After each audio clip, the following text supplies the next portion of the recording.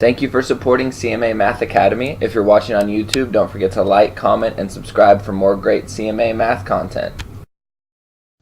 Welcome to another edition of CMA Math Academy. We've got a joint collaboration video today. I'm Mr. Schrog along with Mr. Grady over here. So what are we going to be learning today? Well, this is just going to be a short video, but in this video, students will learn how to solve equations in order to determine the type of solution a given equation has. So why are we learning this? So basically, we have already taken notes. We've learned about the different types of solutions. Now we just want to put it all into action and actually see how it works. How will we know when we've been successful?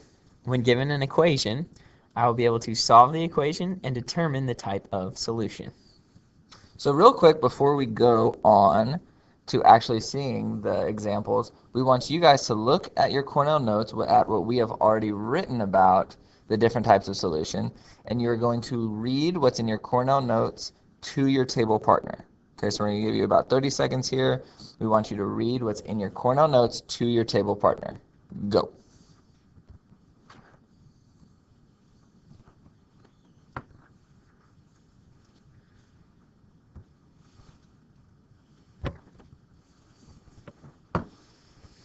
Alright, so the first example we have here is 7 plus 9x equals 9x plus 7. Okay? So we already know that we're going to solve this for x. We know that the first thing we need to do is combine our like terms. In this case, I'm going to start by subtracting 9x from both sides. But you can tell right away, when I take away 9x from both sides, I end up with 0x on the left side, but I also end up with 0x on the right side. So I've actually canceled out all of my x terms, and when I bring down my 7 and my other 7, I get 7 equals 7. Okay? We're used to getting an answer like x equals 7, but here 7 equals 7. We just have a number that equals the same number. And if you remember from your notes, if you look up at the top of your notes, when we get a number equal to the same number, that means we have infinitely many solutions, which just means any number that we plug in for x is going to make this equation true. Thank you, Mr. Schrog. Let's look at our second example. So in our second example, we have 9 plus 1/2 x equals 5x minus 1. So as we know with solving equations, we want to look at which variable is smaller, and that's the one that we're going to move. So for us, we have positive 1/2 x, positive 5x, and we know that half x is a lot smaller than 5, so that's getting moved over to the right side. We also know that 1/2 x is positive, so the inverse operation of plus is subtraction. So we're going to go ahead and we're going to subtract 1/2 x from our left and our right side. Okay, so our x's on our left side have canceled out. And if I have 5 and I take away half, that's going to leave me with 4 and 1/2. And I want to keep my x there. Next, we want to bring down all of our other information. So we haven't done anything with this -1.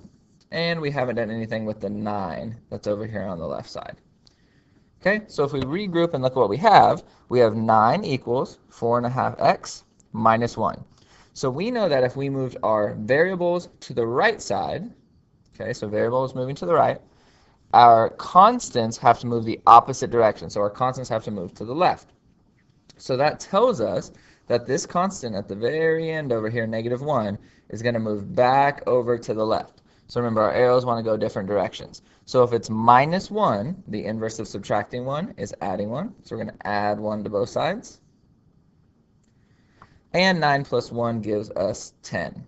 So we have 10 equals 4.5x. And we are ready for our very last step. So anytime we have a number next to a variable, like we have 4.5 next to x, the coefficient makes this multiplication. So we know the inverse of multiplication is division. So we're going to divide both sides by 4.5 to get our final answer. So I'm going to give you a second here, and I want you to pick up your calculator and divide 10 by 4.5. Go.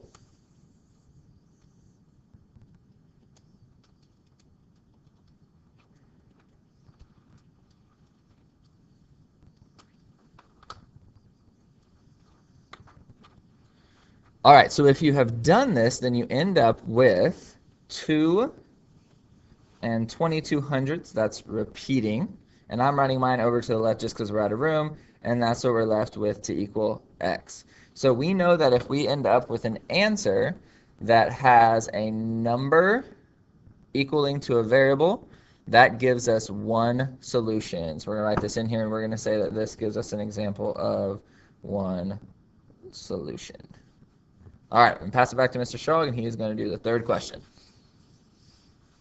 All right, so on the third one, we've got 5/4 x minus 1 equals 1 plus 5/4 x. So we're going to start again by moving our variables all to one side using inverse operations. So if we start over here, we're going to subtract 5/4 x from both sides. And we're going to notice right away both sides cancel, very similarly to our first example. But this time, when we bring down our constants that are left, we have -1 equals 1. All right, so we get -1 equals 1. Well, we know -1 doesn't equal 1. Those are different numbers. So this just means no matter what we put in for x, that equation is never going to be true. And we say that this has no solutions. So we have the first example, we had infinitely many solutions. The middle example, we have one solution. That's what we're used to seeing. And then this last one, when we get a number equal to a different number, we have no solutions. Well said, Mr. Schrog. Well, that concludes our lesson. Time to practice. Don't forget to smash that like button. And as always, you can share CMA Math Academy's YouTube page with your friends and family. Have a great day, kids.